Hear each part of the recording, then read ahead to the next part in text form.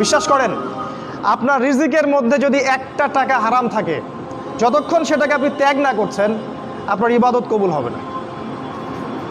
কোনো ক্ষমতা নাই এই হাদিসটাকে উল্টায় দেওয়ার।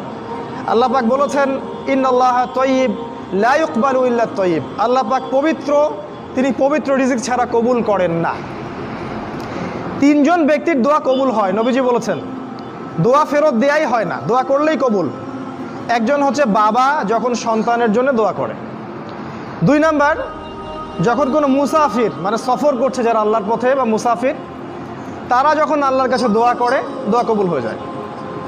আরেকটা দোয়া হলো মাজলুম, কারো উপর জুলুম করা হয়েছে, এই মাজলুম যখন জালেমের বিরুদ্ধে বদদোয়া করবে, তখন দোয়া কবুল হয়ে যাবে। এই মুসাফিরের দোয়া কবুল হয়। একজন মুসাফির হাত তুলে আল্লাহকে বলছিল, আল্লাহ আমাকে এইটা দাও, আল্লাহ আমাকে ওইটা দাও। আর আমাদের নবীজি দেখে বললেন যে মুসাফিরের দোয়া কবুল হয়, কিন্তু এই ব্যক্তির দোয়া কেমন করে কবুল হবে যার খাবার হারাম, পানীয় হারাম, পোশাক হারাম, সবই হারাম।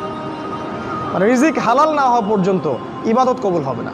তাই যাবতীয় সুদ, যাবতীয় ঘুষ, এই যে হারাম রিজিক, হারাম পণ্যের ব্যবসা, এগুলো থেকে তওবা না করা পর্যন্ত ইবাদত তো কবুল হবেই না, আপনি ইবাদতের স্বাদ পাবেন না। এই যে নামাজ পড়েন, রোজা রাখেন, অনেক কিছু করেন, হজ করেন, স্বাদ পান না, আত্মতৃপ্তি পান না। এর কারণ হারাম রিজিক। আর নবীজি বলেছেন, শেষ জামানার অন্য